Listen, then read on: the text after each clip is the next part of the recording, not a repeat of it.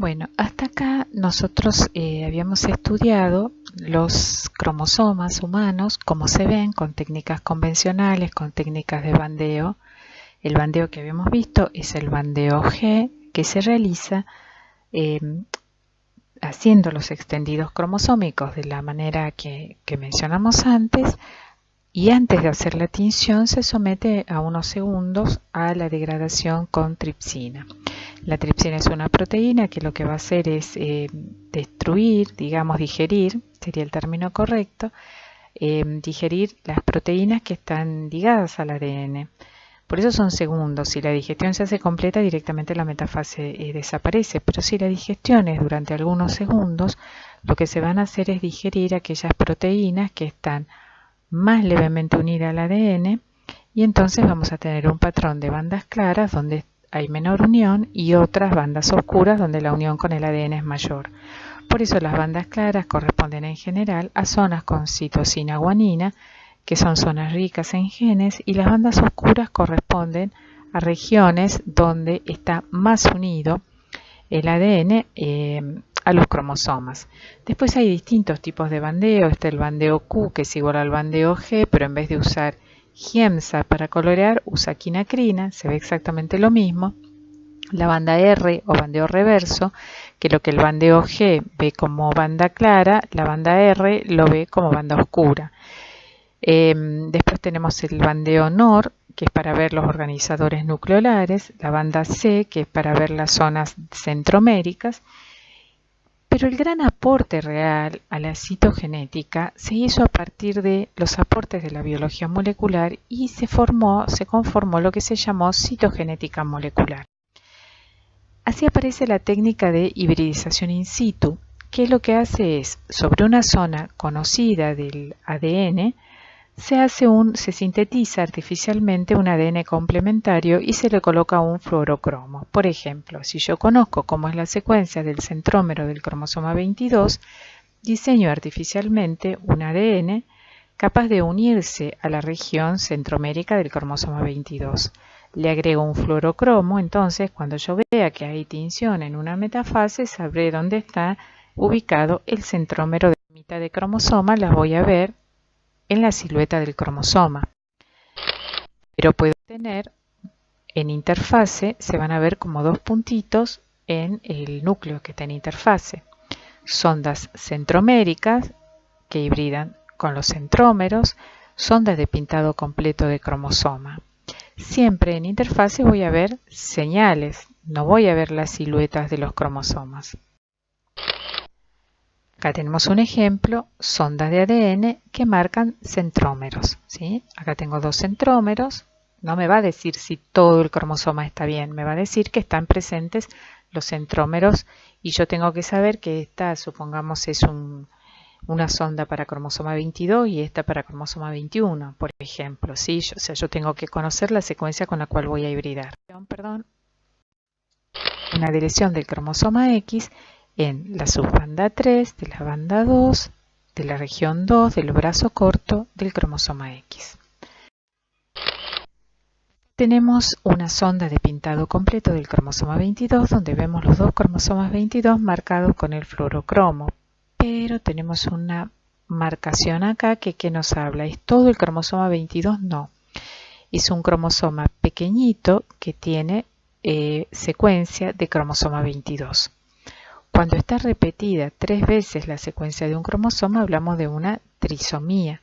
Si está repetido completo, en los 3 hubiera 3 veces el 22, diríamos que es una trisomía completa del cromosoma 22. Pero al estar repetido solo un pequeño segmento, hablamos de trisomía parcial. Pero así como se pueden diseñar sondas para segmentos de un cromosoma, para un brazo de un cromosoma, para el centrómero de un cromosoma, se puede diseñar también sondas que combinadas entre sí, acá vemos un ejemplo de 5 sondas combinadas entre sí, van a crear 31 tipos de colores que van a permitir pintar cada cromosoma de un color. Esto ya no se analiza con el ojo humano, sino que se necesita un software especial y una técnica especial que permite que todas las ondas de ADN se hibriden simultáneamente y vamos a tener entonces técnicas de pintura cromosómica que se llama completa o técnicas de fluorescencia multicolor. Color para cada cromosoma, ¿sí? Podemos verlos en interfase o podemos verlos detalladamente en metafase. Un cromosoma de cada color. Esta es una técnica muy laboriosa, sumamente costosa, que hoy se usa para estudios de citogenética en cáncer o para proyectos, protocolos de investigación. ¿Cómo puede una alteración cromosómica producir patología? En líneas generales, una alteración cromosómica produce alteración del fenotipo o patología porque altera la cantidad o la calidad de la información genética. Es lo que se llama alteración cromosómica desbalanceada. Habíamos mencionado antes que la información genética era la información para el desarrollo, pero esta información debe estar en la cantidad justa. No tiene que estar ni en exceso ni tiene que estar en déficit. Efectos fenotípicos que produce la alteración de los cromosomas, devastación de la blastogénesis, es decir, cuando está en los primeros estadios de desarrollo del embrión, con implantación transitoria o no implantación, devastación de la embriogénesis con aborto espontáneo generalmente del primer trimestre, alteración de la morfogénesis intrauterina con muerte fetal o recién nacido con defectos congénitos. A veces hay compromiso mínimo del desarrollo.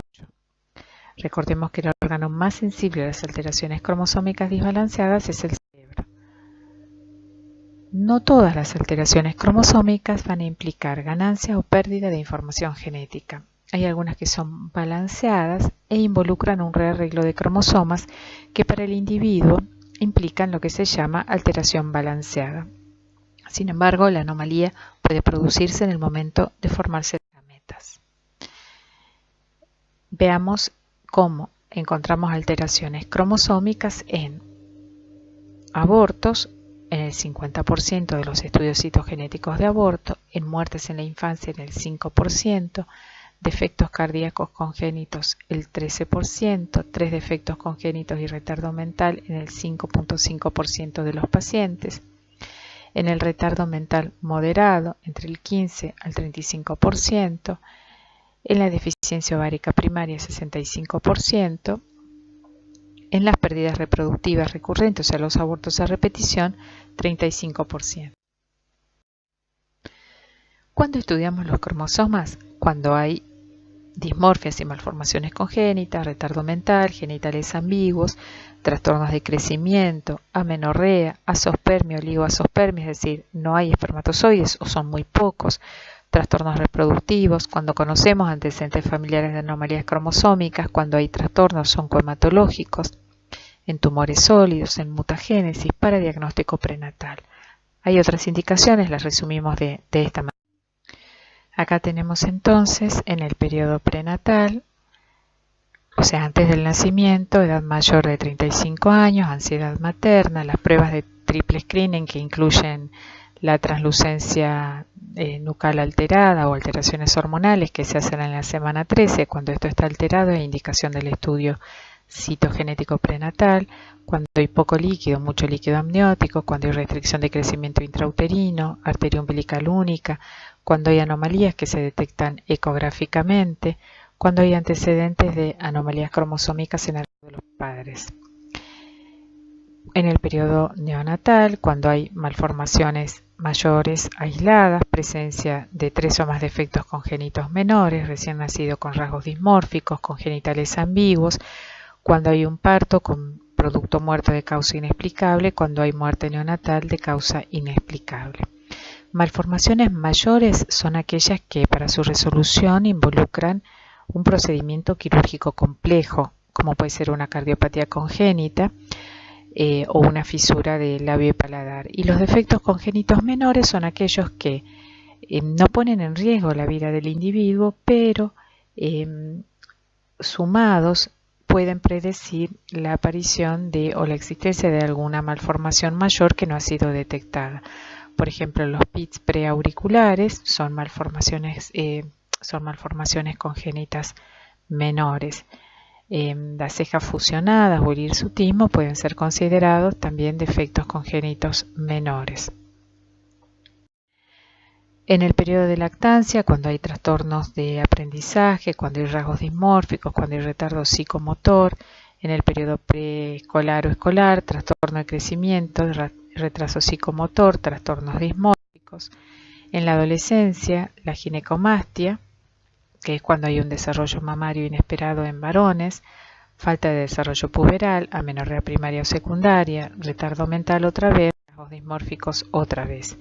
En el adulto, cuando hay padres de niños con anomalías cromosómicas estructurales, cuando hay abortos de repetición, cuando hay infertilidad, cuando hay rasgos dismórficos y en todas las edades, procesos malignos, y también se usa para el control de trasplante de médula ósea.